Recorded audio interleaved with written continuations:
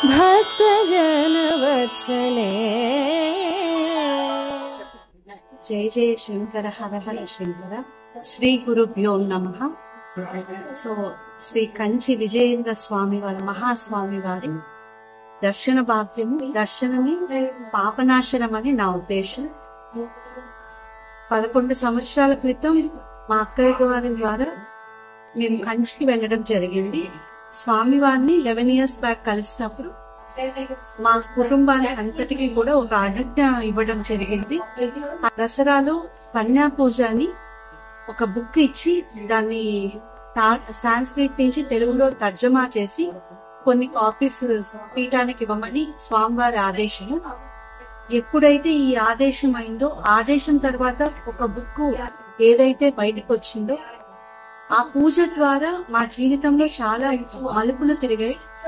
అది వరకు కుటుంబం అంతా కొంచెం చిన్నాభిన్నంగా ఉండి కుటుంబ పరిస్థితులు ఏమీ బాలేని కాలంలో కన్యా పూజ దసరాలో ఏ రోజైతే 9 ఏళ్ల క్రితం స్టార్ట్ చేశామో ఆ రోజు నుంచి అది మా కుటుంబ రక్షగా నిలబడింది. తర్వాత ప్రతి సంవత్సరం స్వామివారిని కలిసినప్పుడంతా కలిసిన వేళ విశేషం, చూసిన వేళ విశేషం.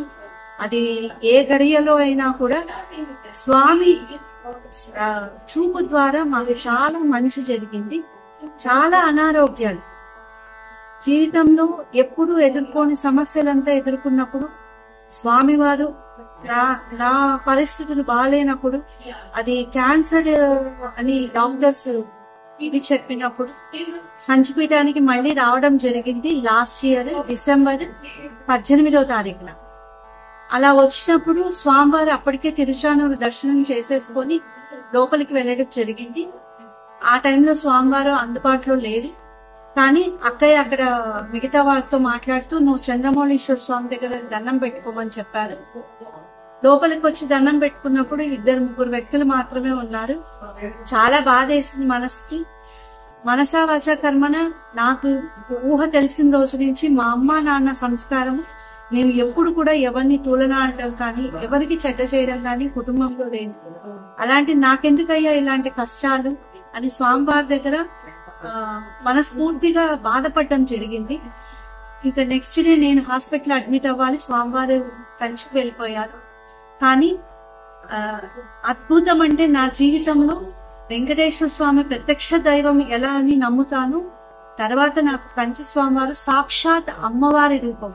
ఇదివరకే చెప్పాను, స్వామివారి దర్శనమే పాపనాశనం. ఆ రోజు ఏ రోజైతే నేను అడ్మిట్ అవ్వాలనుకుంటున్నానో ఆ రోజు మార్నింగ్ 3 గంటలకి తెల్లారుజామున బ్రాహ్మీ కాలంలో స్వామివారు మా ఇంట్లో సపరివారంగా ఉండి ఉండు దేహానికి అన్నారు. ఆ మాట ఇప్పటికి కూడా నాకు ఎన్నిసార్లు తలుచుకున్నా కూడా అది ఒక రకమైన భావన. నేను చెప్పలేను. దేహానికి అన్నారు మహానుభావులు, సాక్షాత్ అమ్మవారు నిజంగానే అలాగే వెళ్ళిపోయింది. ఆపరేషన్ థియేటర్ లో సర్జరీ మధ్యలో కూడా ఏవైనా కావచ్చని మా కుటుంబ సభ్యులతో డాక్టర్ చెప్పడం జరిగింది. కానీ ఆ సర్జరీ సక్సెస్ అవ్వటం, ఈ రోజు నేను ఇలా నిలబడుకొని మళ్ళీ నా ఉద్యోగంలో నేను కొనసాగుతున్నానంటే కేవలం స్వామివారి ఆశీర్వాదం. సాక్షాత్ కామాక్షమ్మ స్వామివారు. సో అందరూ కూడా వెంకటేశ్వర స్వామి దర్శనం చేసుకుని తర్వాత కంచి కూడా అలాగే స్వామివారి దర్శనం చేసుకోవాలని మనస్ఫూర్తిగా ప్రతి హిందూ భక్తుడిని కోరుకుంటున్నాను. ఎందుకంటే ఈ కలియుగంలో కలి పెట్టే బాధలు ప్రతి ఇంట్లో ఉంటాయి. కానీ స్వామివారి అనుగ్రహం ఉంటే ఎలాంటి ఇతి బాధలైనా అలాగే తొలగిపోతాయని మనస్ఫూర్తిగా నేను నమ్ముతున్నాను. అలాగే మా అమ్మగారు కూడా, నేను డిశ్చార్జ్ అయ్యి ఇంటికి వచ్చాను, మా కుటుంబం మళ్ళీ ఇంకొకసారి కల్లోలంలోకి పడిపోయింది. మా అమ్మగారు పూర్తి స్థాయిలో కోమాలో 45 రోజులు ఉండడం జరిగింది.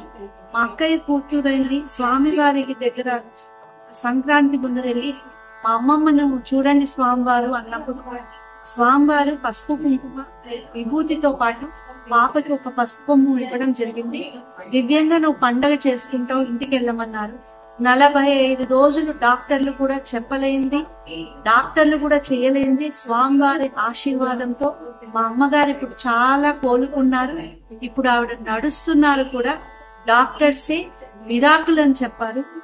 మా జీవితంలో స్వామివారు 11 ఏళ్లుగా ప్రతి క్షణము మా కుటుంబానికి రక్షణ కవచంలాగా నిలబడి, సాక్షాత్ అదే చెప్తున్నాను, కామాక్షి అమ్మవారే మా కుటుంబానికి అండగా ఉండి స్వామి రూపంలో మమ్మల్ని ప్రతి క్షణం ఆశీర్వదిస్తున్నారు.